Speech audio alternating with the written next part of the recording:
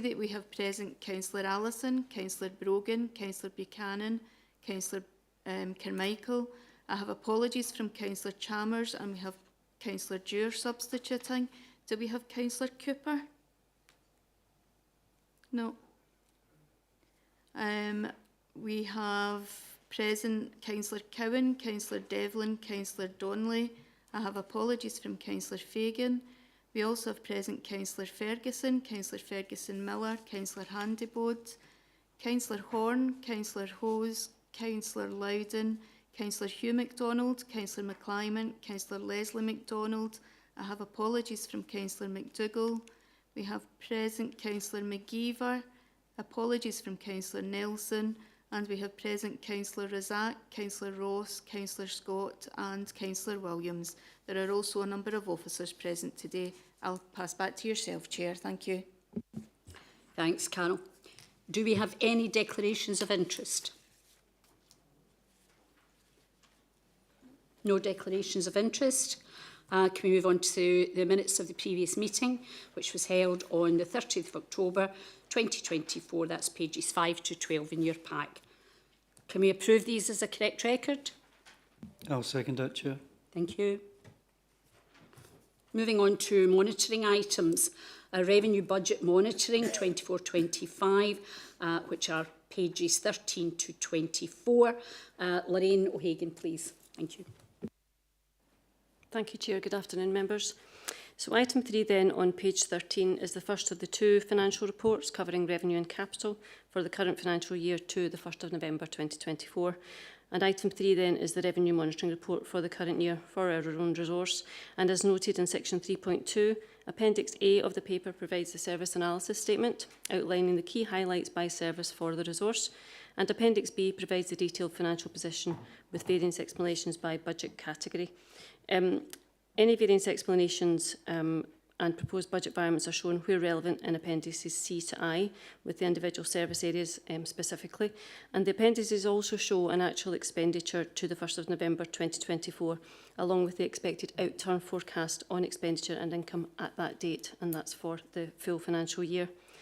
Section 5 details the financial implications, and Section 5.2 specifically notes that as at the 1st of November 2024, the resources projected outturn position is a break-even, and we'll continue to refine that as we go through the year, most notably in the formal probable outturn exercise that we will bring to members as appropriate. Section 5.3 at the top of page 12 takes account of the proposed transfer to reserves that we will present to members as part of the probable outturn exercise, and that's in relation to the anticipated underspend in grants this year within admin, legal and licensing, and that's as included in the proposed saving on grants as we move into 25-26 for members' consideration. Variants are proposed to realign budgets across the budget categories. As I mentioned, there's the detailed in appendices C to I as appropriate. And if I can refer members back to the recommendations in section 2, that the projected break-even position on the 24-25 revenue budget for finance and corporate resources, as detailed in Appendix B of the report, be noted, and that the proposed budget variants across the service areas be approved. Thank you. Thank you, Lorraine. Do we have any questions? No, I don't see any questions. Can we approve the report? I'll second it, Chair. Thank you. Moving on to capital budget monitoring 24-25. That's on pages 25 to 28. Back to you, Lorraine. Thank you. So the second monitoring report then, as you say, Chair, is the capital monitoring report, and that's item 4 on page 25. It's the third report for the financial year and notes the budget of £3.086 million for the resource for this current financial year, and there's been no change in that budget since we last reported to committee.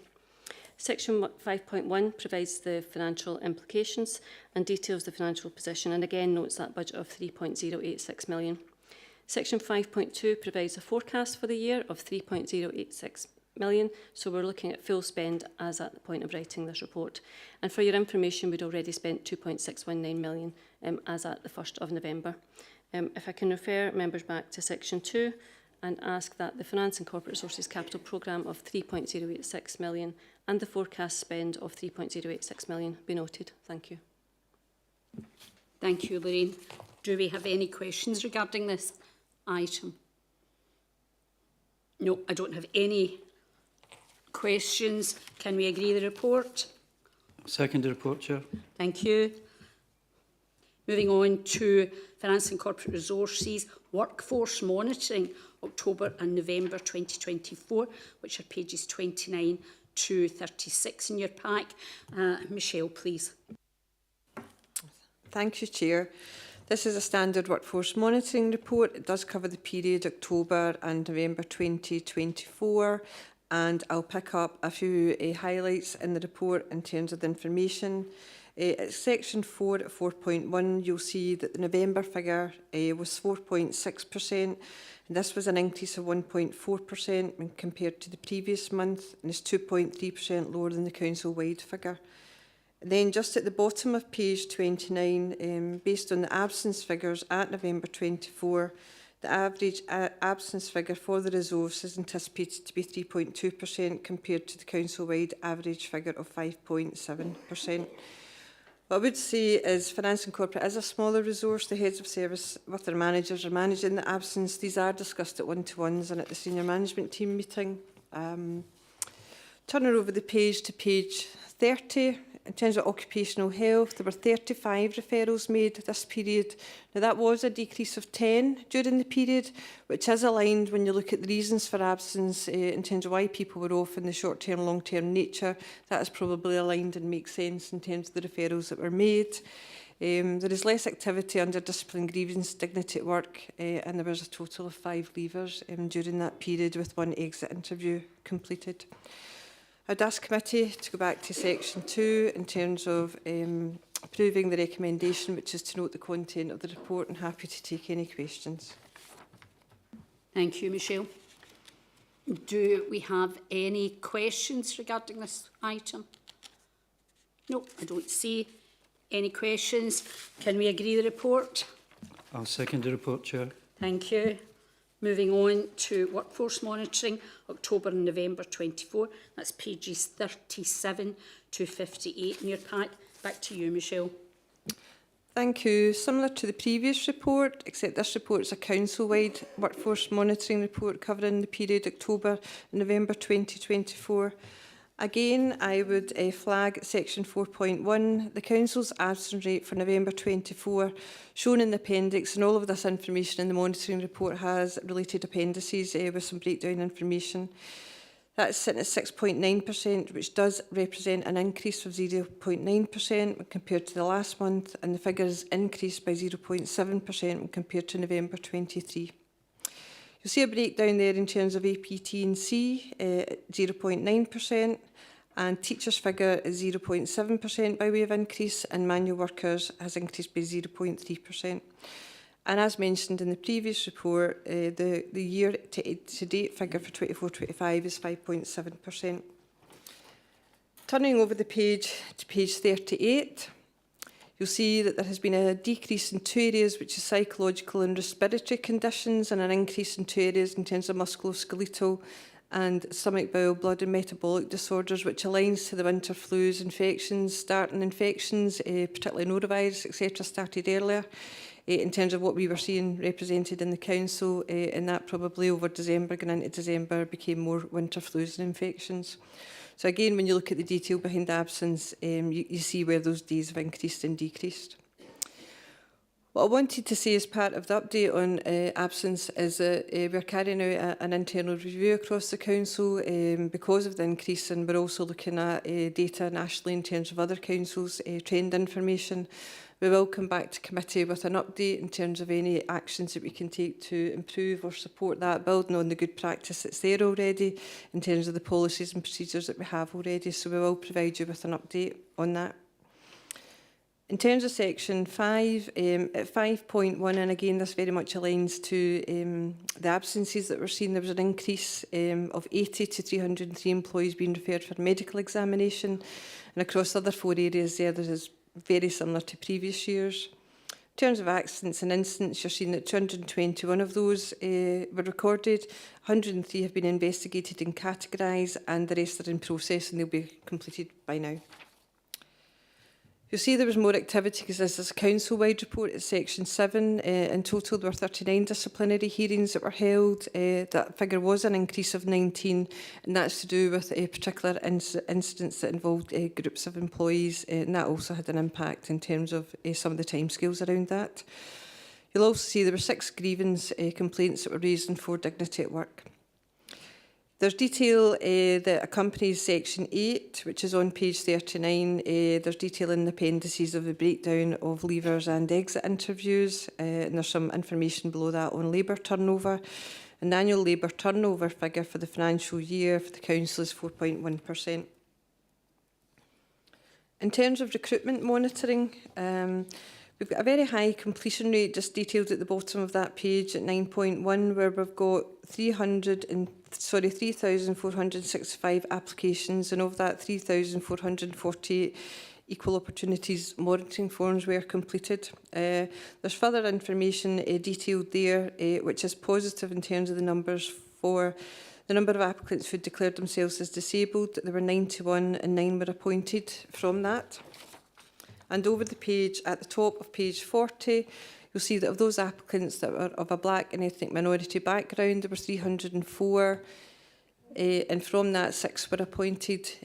What we've also done in relation to BME is we've carried out a 5-year analysis, which we're happy to share. After this meeting, we had picked up an action from the last Finance Corporate Resources Committee, and we met with Councillor Razak and Councillor Devlin just to convey that information, and I suppose a quick insight into that in terms of the 5-year trend that we looked at.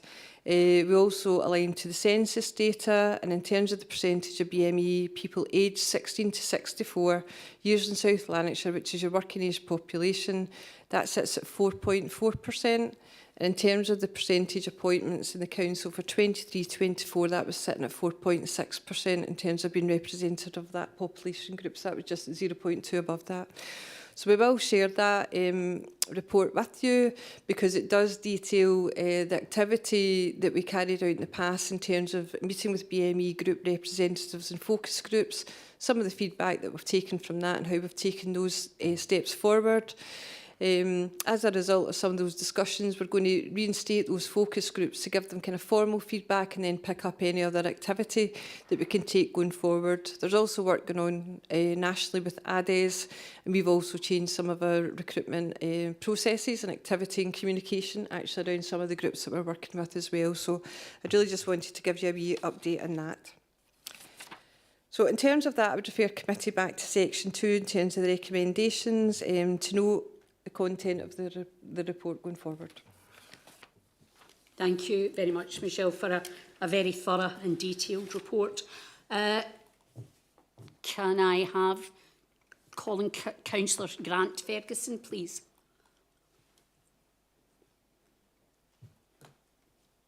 Thank you, Chair.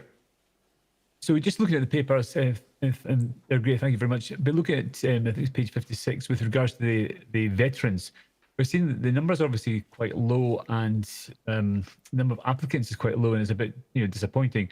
I was just wondering if the council are doing anything to promote, in maybe locations that veterans are, to promote them to apply for jobs. I don't know if that's something that we can look at to improve, because obviously the number of applicants is quite low, and we're just wondering how can we increase the number of veterans applying for work. Thank you. Okay, thank you. Michelle, please. This is something we've actually been looking at for some time. There will be an update coming to committee and committees around the Armed Forces Covenant, and there is an action plan related to that, and there has been work been ongoing, and we are considering our position in dealing with are working with veterans groups, and there's a Pan-Lanarkshire group that we're also involved in terms of what we can do in terms of linking into groups, getting information, getting feedback in terms of how we can help and support and encourage, similar to what we've done around the work around BME. So that work is ongoing just now, and similar to the BME report that I will circulate, we can do something similar around veterans and give you an update. That a lot of that will be covered in the Armed Forces Covenant update, but in terms of maybe operationally, we can add some detail to that and share that information with you in terms of what we're doing. That's great. No, thank you very much. Thanks, Michelle. Thank you. No supplementary. Councillor Ferguson? No. No. Okay, thank you. Councillor Cowan, please. Hey, hi. Thanks, Chair. Good afternoon, everyone. I just wanted to make, it's not really a question, it's not a question, it's a comment. And it's around page 38, the occupational health section. I really just wanted to commend the council for their policy around physiotherapy. I was impressed to see that 369 employees referred for physiotherapy, and of that number, 75% of them were able to remain at work. And I just think that that's a fantastic achievement, and really just wanted to note that. Thanks, Chair. Thank you very much, Councillor Cowan. Yes, indeed, it is. As I said, the whole report is full of very interesting and detailed information. And Michelle will send out the report regarding BME after the meeting today. Can we agree this report? I'll second the report, Chair. Thank you. Moving on to item 7, Treasury Management Activity 24-25. That's the third quarter review, which are pages 59 to 66. And back to you, Lorraine, please. Thank you. Thank you. So item 7 then is the Treasury Management Activity Report, as you say, for the third quarter of the financial year 24-25, and that's starting on page 59. So this is the regular Treasury Management Report. You'll be used to seeing this, and what we've done is we've provided the normal update as at the end of December 2024. So section 4 just gives you a bit of an update on the base rate in terms of the movement there. Section 5 of the report provides a bit of detail of debt management and borrowing. So table 1 at the bottom of page 59 shows the position for the borrowing for the year to the end of quarter 3. And in section 5.7, we note that we haven't taken any long-term borrowing so far this year, as interest rate forecasts show an expectation that rates will decrease over the next 2 to 3 years. So instead of that, we're using short-term borrowing to ensure that we've got enough cash to meet our current cash flow needs, and we'll continue to monitor that situation. Investment activity itself is detailed in section 6, and that section is about where we deposit our funds. So prior to depositing any funds, we make sure that the institutions that we're working with are considered safe. We also make sure we can access the funds when necessary and that they're working well for the council. So part of the deposit methodology includes consideration of credit ratings and rating watches, as well as working with our financial advisors in terms of best information that's in the marketplace. Table 2 shows you at the top of page 61 where we have deposited monies so far this year, and it's similar in line with previous reports. So we have deposited most of our funds in the UK Government Deposit Facility, either other local authorities, and with the balance being made to the Bank of Scotland call account for ease of access to funds if we require them. Section 7 then goes on to look at the management of risk and notes that the annual investment strategy back in February 2024 detailed how risk is managed by the Council and what investments are permitted. So tables 3 to 5 provide details across the different rating agencies in relation to deposits and credit ratings to, again, the end of December 2024. And as usual, we use counterparties of very high credit quality. Section 8 goes on to detail our plans for the next quarter, and this is basically more of the same in terms of the approach it will take. Deposits will continue to be placed with the institutions where their ratings are consistent with the Council's approved criteria. Deposits will also continue to be placed with the DMO and UK local authorities. Section 9 provides a bit of detail there in terms of our treasury management, our prudential indicators, and we are required to report these to elected members. And I would report that the statistics in the tables in that section are in line with the limit set. If I can refer members back then to section 2 of the report, if I can get back there myself, and ask that the contents of the report be noted. Thank you, Chair. Thank you, Lorraine. Do we have any comments or questions? I don't have any. Can we agree the report? I'll second the report, Chair. Thank you. Moving on to Financing Corporate Resource Plan, Quarter 2, Progress Report 24-25, which are pages 67 to 82. In your pack, Tom Little, please. Thanks, Chair. Good afternoon, everyone. Yeah, this is your regular update report that you get on progress being made against the resource plan for the financing corporate resources. In this case, it's a Quarter 2 progress report. So the end date of that is the 30th September last year. So there are two appendices with this report. Appendix 1 details the resource outcomes that have been established to assist with the delivery of the Council Plan Connect. Appendix 2 gives information on all the performance measures contained in the resource plan, and these are summarised as usual in the table you have at 5.2 in this report, which is page 68 of your papers. You'll see there are 37 measures, and 28 of those are showing as blue or green, i.e. complete or on progress. 3 are showing at amber and 2 are showing at red. For 5.3 onwards in the report, we highlight some of the key achievements that have been accomplished within the resource. And then at 5.4, we pick up on the 2 red measures that are contained within that table. I will take you to the recommendations, which are to note the contents of the report, in particular the achievements that have been made and the management actions that are being taken. Happy to take any questions or defer to my colleagues. Thanks, Tom. Do we have any comments or questions? No, I don't see any. And it's a very detailed report also, Tom, and thank you very much for that. Now, moving on to items for decision, revenue collection and approval for write-offs, and that's pages 83 to 88. And can I ask Craig Ferguson, please? Thank you, Chair. The report advises Committee of the Revenue Collection Performance 10th of November, gives an update in respect to the non-domestic rates incentivisation scheme, and finally seeks approval for write-offs. Section 4 covers current collection performance, advising Committee that council tax ahead of target, non-domestic rates equal to, and sundry debt collection being ahead of target. Section 5 covers the arrears collection performance, noting that council tax ahead of target, as is non-domestic rates, with sundry debt currently behind target. Moving on to Section 6, in relation to non-domestic rates incentivisation scheme, to note for Committee's interest that buoyancy in 10th of December was 0.76%, with 0.014% required to gain additional income under the Scottish Government scheme. Section 7 of the report details proposals for Committee's consideration for write-offs.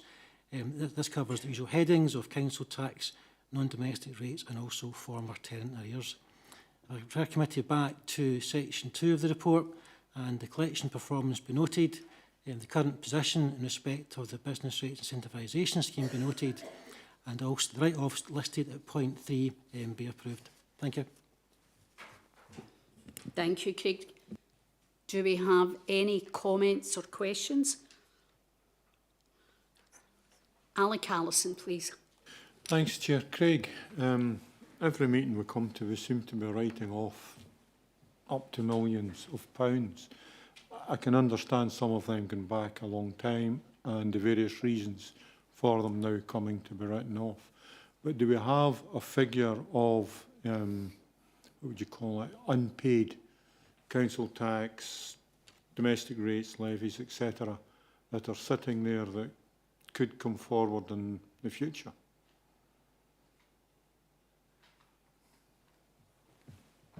Yeah, thanks for the question, Councillor Allison. Certainly what you can see from Appendix 1 is the equivalent annual cash budget across the various income streams. Yeah. And that basically shows, what has been collected for the year to date. In respect of council tax, that is an in-year figure, but as you'll appreciate, the collection of council tax can actually span many individual financial years.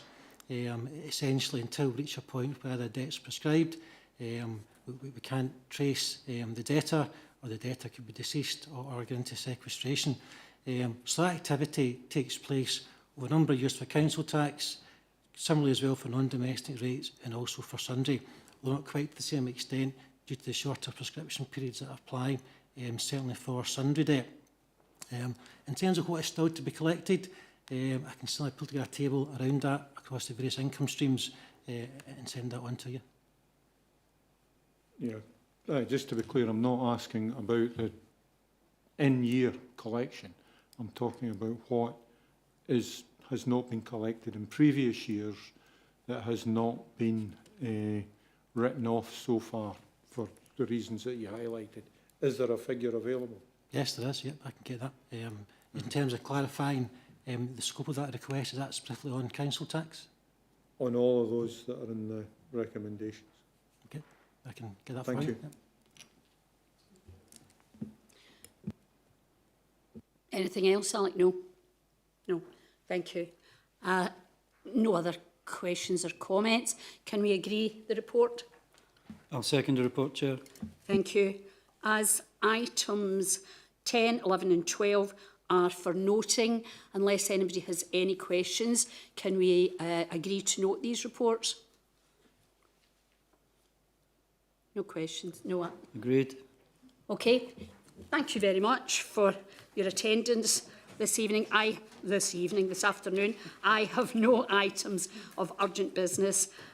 So again, thank you very much. That was a previous